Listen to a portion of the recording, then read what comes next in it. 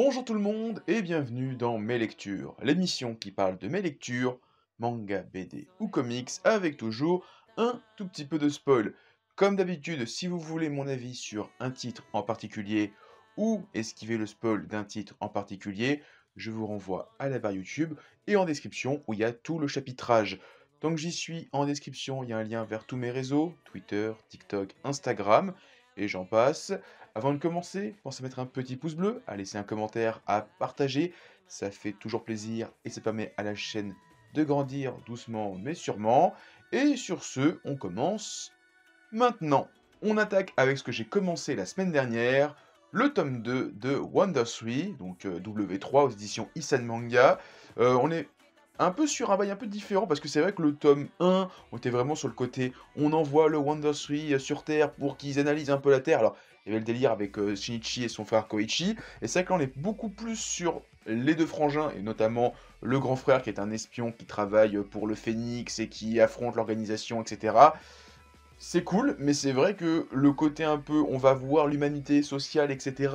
est un peu mis en retrait pour plus un délire d'action-aventure sous fond d'espionnage avec les trois aliens qui vont donner un petit coup de main.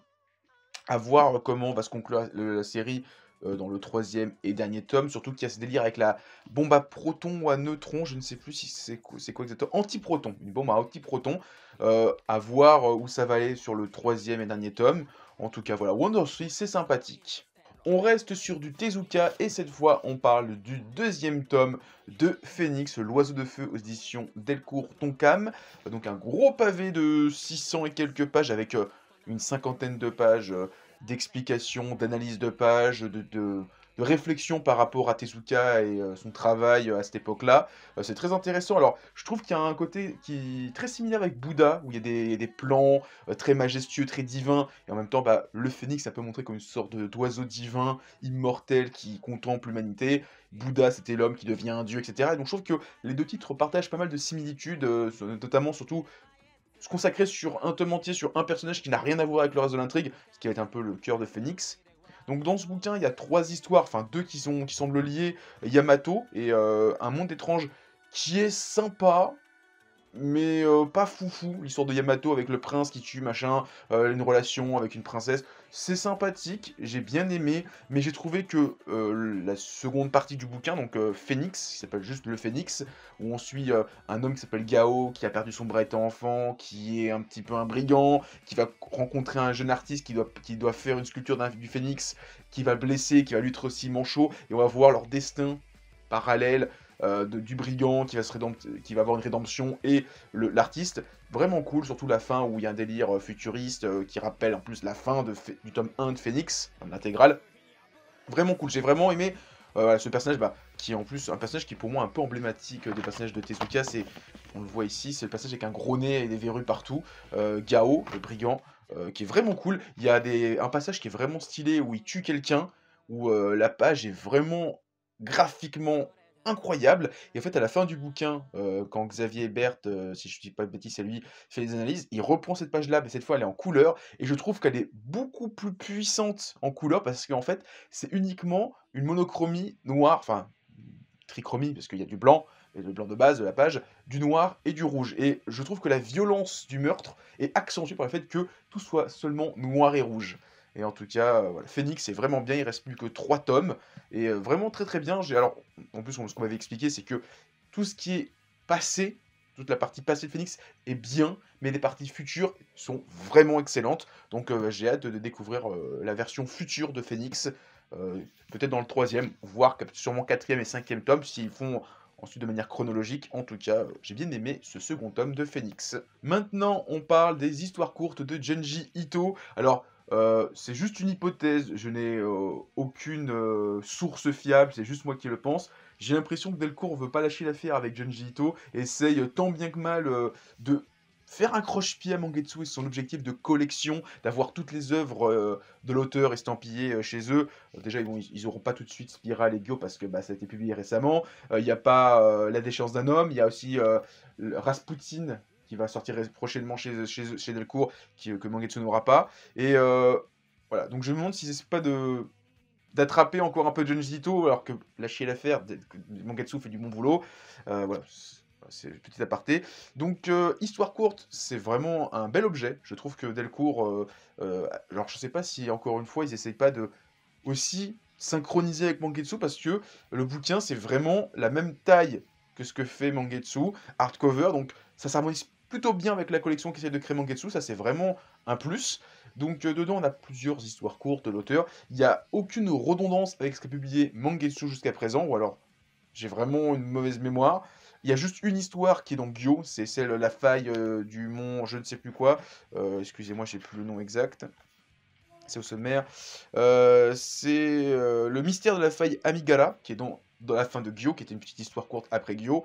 Et donc, on a plein de petites histoires courtes. Il y a quelques histoires qui adaptent des nouvelles de Edogawa Rampo, donc un auteur de romans d'enquête et d'horreur du début du XXe siècle au Japon. Il y a une histoire d'un auteur européen. Il y a une histoire qui est pour moi peut-être la meilleure de cette série, de ce bouquin. C'est en fait Junji Ito raconte sa rencontre avec les œuvres de Kazuo Uemezu et commence à l'accompagner de sa petite enfance, son adolescence, à ce début d'âge adulte.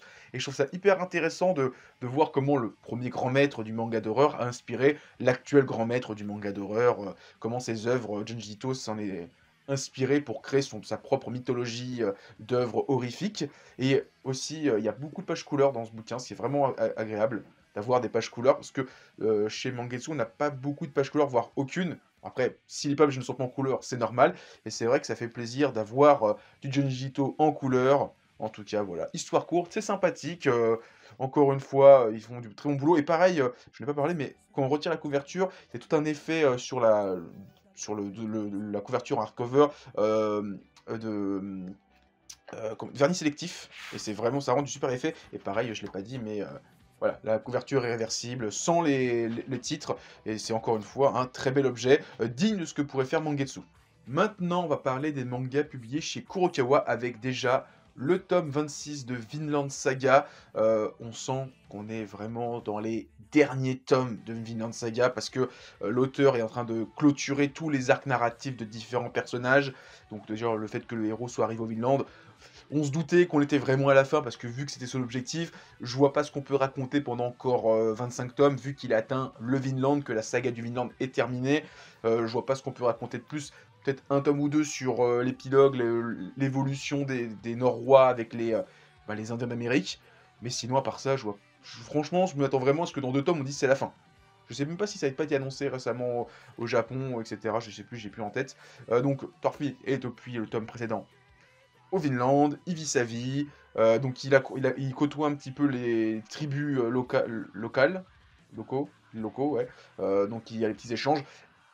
Un peu de petites frictions, parce que forcément les cultures sont très différentes, ils peuvent pas se parler, donc ils apprennent à communiquer à travers le langage des signes, etc.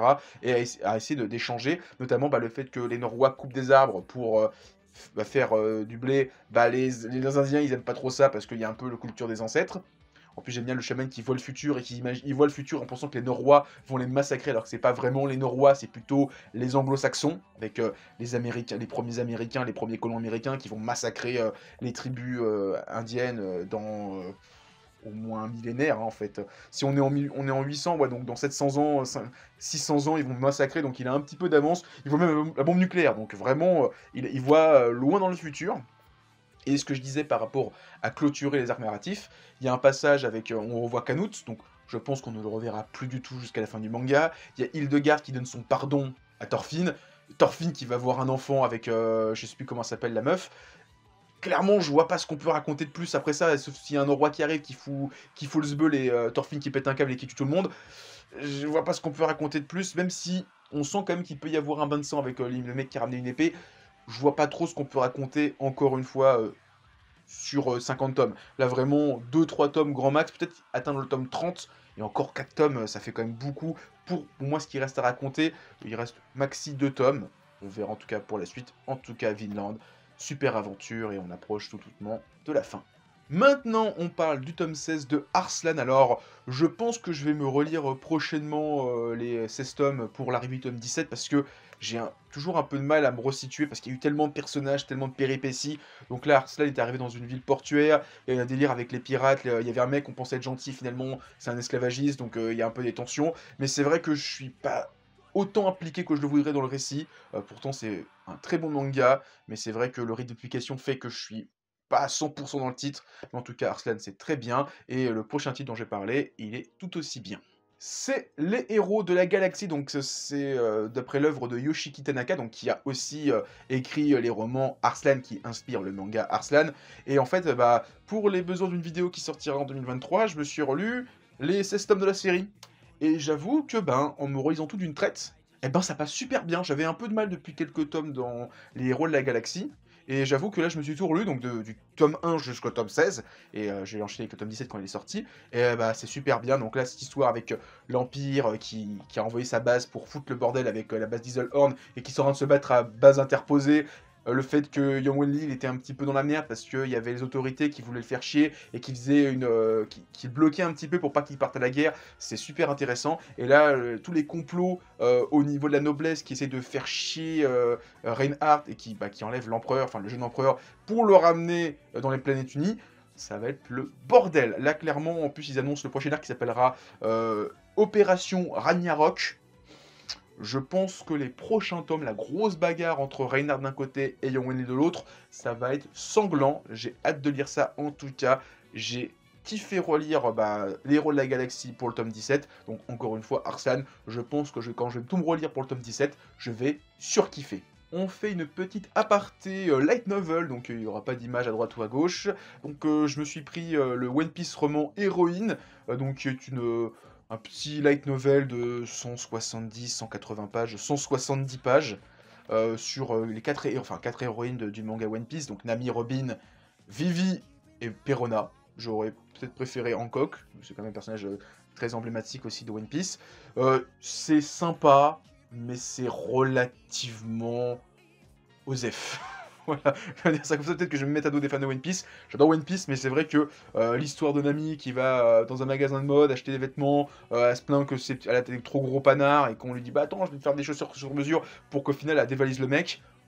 Voilà, globalement, c'est ça l'histoire de Nami. Robin, c'est sympa Robin parce qu'en fait, on nous explique son travail d'historien ou comment elle essaie de décoder des textes anciens avec des textes oubliés, des langues oubliées. C'était hyper intéressant, mais tout ça pour faire un couscous, enfin un ragoût, c'est pas foufou. Vivi, une histoire d'amour où un gamin lui écrit une lettre juste pour nous dire ah Vivi elle est gentille avec le peuple.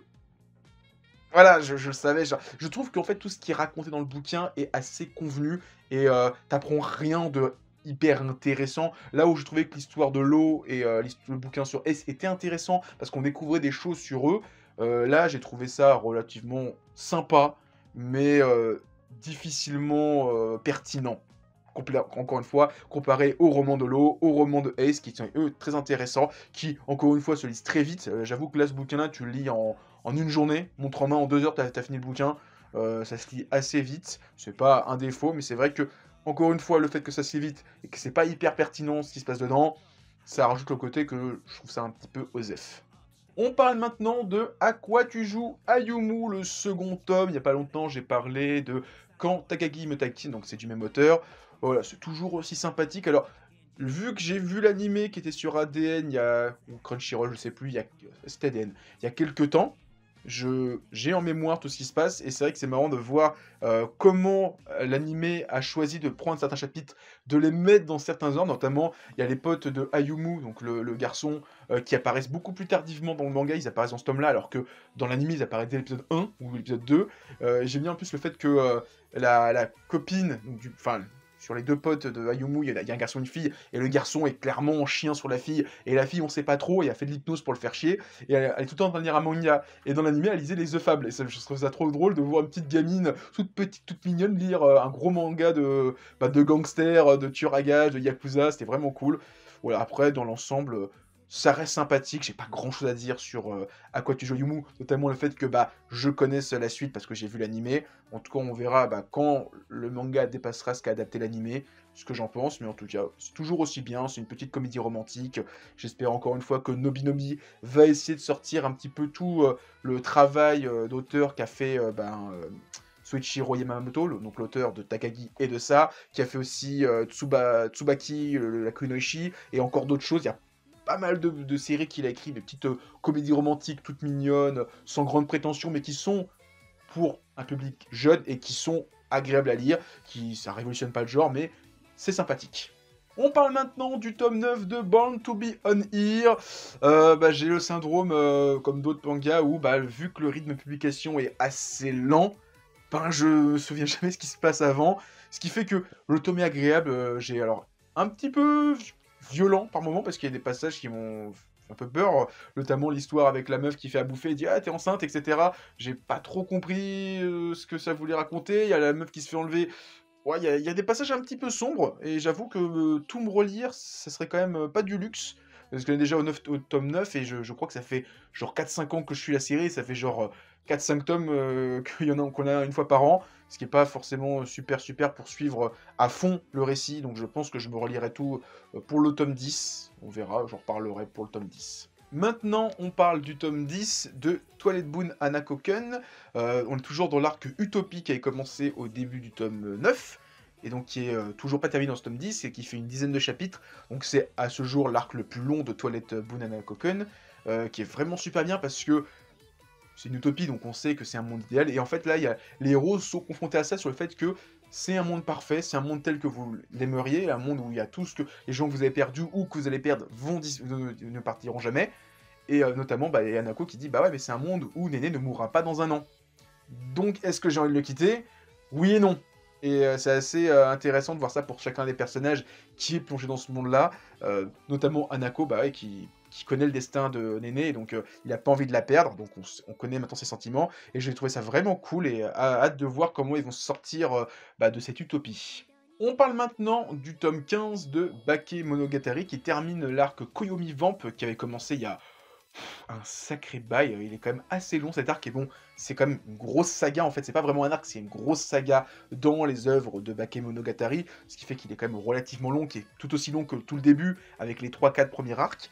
Donc c'est vrai que c'était assez long à arriver à la conclusion.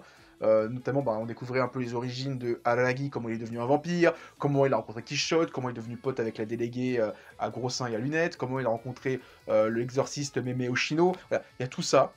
Et maintenant qu'on sait tout ça, on revient au présent, donc on revient à là où s'était arrêté le dernier arc, enfin l'arc d'avant. Donc Aragi est toujours en couple avec Senjo Gahara. J'avais un petit peu oublié ça, ça faisait tellement longtemps, j'avais un petit peu oublié certains personnages, et en plus c'est bien, c'est que le manga nous remet une petite couche pour nous dire, ouais, Senjo Gahara, c'est la copine du héros, a été maudite par le crabe, a perdu du poids, c'est une putain de psychopathe qui plante tout le monde, il y a la meuf gorille qui adore les yaoi, il y a la petite gamine escargot qui c'est une fantôme, il y a la fille serpent qui se fait bolos par le héros, voilà, on nous remet tout le monde à plat, et après on lance la nouvelle intrigue avec le fait que la déléguée est maudite par un chat, donc ça va être la nouvelle intrigue qui s'appelle Tsubasa 4, si je dis pas de bêtises. Tsubasa 4, donc qui va être le prochain arc qui va durer relativement longtemps. Mais en tout cas, voilà, je suis très content. Je pense que je vais me relire aussi, alors je dis ça pour plein de mangas, mais j'ai vraiment envie de me relire tout Bakemonogatari, juste pour me remettre dans le bain, rien que pour l'arc Koyomi Vamp, qui est quand même relativement long, pour tout me remettre dans le bain. Mais en tout cas, voilà, Bakemonogatari, toujours aussi bien. Et je sais pas si vous êtes au courant, mais il y a une couverture réversible où on voit un peu plus la déléguée en mode chat. En tout cas, voilà, Bakemonogatari, c'est vraiment super bien.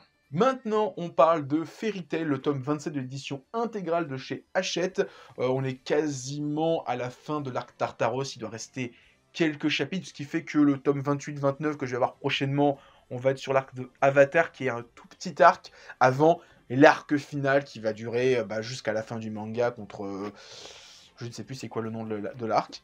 Donc là, dans ce tome-là, on a vraiment vers la fin, parce que tous les démons qui étaient encore debout des 9 portes de Tartaros sont vaincus un par un. J'ai beaucoup aimé le passage où Gajil se bat contre un démon, qui a de l'eau, et que Lebi, pour lui donner de l'air, lui fait du bouche à bouche, et après se rend compte qu'elle aurait pu juste créer de l'air avec sa magie. J'ai trouvé ça vraiment génial. Les combats sont vraiment cool. Le fait que Grey récupère le pouvoir de son père de chasseur de démons des glaces, et qu'il lui dit ouais, je suis devenu un chasseur de démons des glaces pour tuer End, qui est un démon du feu. Et quand on sait qui est End, je trouve ça hyper intéressant que l'auteur donne des indices aussi gros sur le personnage de End.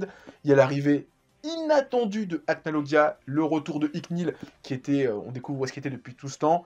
C'est génial, là, les prochains chapitres autour des dragons vont être trop cool. Il y a le combat contre le Big Boss de Tartaros qui est là, donc le roi des enfers, Mac Machin, je sais plus comment il s'appelle. Vraiment cool. En tout cas, l'arc Tartaros, c'est vraiment un très très bon tome. Encore une fois, un très bon arc. Et encore une fois, pas du tout déçu par Fairy Tail, hein. J'arrive à la fin et encore une fois, il n'y a rien qui me déçoit dans le titre. Maintenant, on va parler de Jiro Taniguchi avec un de ses titres les plus récents, qui est sorti en 2006, Samurai Grata. Donc un bouquin de 400 pages, on va suivre 3 personnages asiatiques. Alors il y a des japonais, mais il n'y a pas que, il y a une chinoise et un vietnamien, sino-vietnamien, etc. Et donc 3 personnages qui se passent une bonne partie en Europe, notamment en France. Moi, ils sont au Mans, on les voit à Paris, etc. C'est sympa, mais c'est pas mon titre préféré de Taniguchi. J'ai eu pas mal de mal à rentrer dans le récit. Je suis même pas allé jusqu'au bout. Il me reste une histoire à lire et je suis pas autant balai que d'autres bouquins. J'ai trouvé que le précédent titre qui avait sorti Pika, Un assassin de New York, était beaucoup mieux. Et là, je trouve que celui-ci, je suis pas dedans. Je suis vraiment pas rentré dans les personnages. Peut-être que je redonnerai une chance plus tard, mais là, j'avoue que j'ai pas fini le bouquin. J'ai pas aimé plus que ça. C'est vraiment peut-être un de mes titres que j'aime le moins de l'auteur. Je sais pas où est-ce ce qu'il a voulu raconter, ce qu'il a voulu raconter avec son pote Toshihiko Yagi, avec qui il a fait d'autres choses, hein, si je dis pas de bêtises. Mais voilà, c'était sympa, mais pas un coup de cœur. Et on finit avec une bande dessinée, Les Futurs de Liu Cixin, donc c'est le tome 6 sur 15, et c'est le dernier tome sorti à ce jour aux éditions Delcourt. Donc c'est peut-être un de mes albums préférés, avec les trois lois du monde. En fait, on est sur Terre, on est dans un futur plus ou moins loin. Il y a un délire où on a découvert des ossements de dinosaures, etc. Et en fait, il y a ça qui apparaît, une sorte de grosse soucoupe volante qui est là pour absorber toute l'énergie de la Terre et partir. Et donc il y a tout un délire où en fait c'est des reptiliens qui étaient plus ou moins là avant. Il y a une histoire avec une planète où il y a une sorte de idole japonaise, manga qui est là, je n'ai pas trop compris. Et j'ai trouvé le bouquin super bien, alors graphiquement il est vraiment top, mais surtout il y a tout un propos sur le fait de c'est la merde, on a un siècle pour le régler, mais nous on a aucune chance, donc ça sera la génération suivante. Et il y a un petit propos très écologique, au mode réchauffement climatique, où on a un siècle, on a le temps, au pire nous si on ne trouve pas la solution, ça sera la génération suivante, et au bout d'un moment tu arrives où ben, on a plus que quelques années, et c'est la génération suivante, c'est nous en fait. Et j'ai trouvé que ça faisait très sens avec bah, les problèmes qu'on a actuellement avec le réchauffement climatique. Donc c'est vraiment graphiquement un très bel album. En termes de ce que ça raconte, c'est super bien. Et le sous-texte est vraiment excellent. C'est vraiment, bah, avec Les Trois Lois du Monde, un de mes albums préférés. Si vraiment vous hésitez à prendre du Liu Cixin, Proie et Prédateur, Les Trois Lois du Monde, c'est vraiment les 2 meilleurs albums pour moi de cette collection à ce jour. Voilà, c'était ma vidéo, mes lectures. J'espère que vous l'avez apprécié. Si c'est le cas, pensez à mettre un pouce bleu, à laisser un commentaire, à partager. En description, vous avez un lien vers tous mes réseaux, Twitter, TikTok, Instagram. Et sur ce, je vous dis à plus et continuez à lire des mangas. Allez, ciao tout le monde!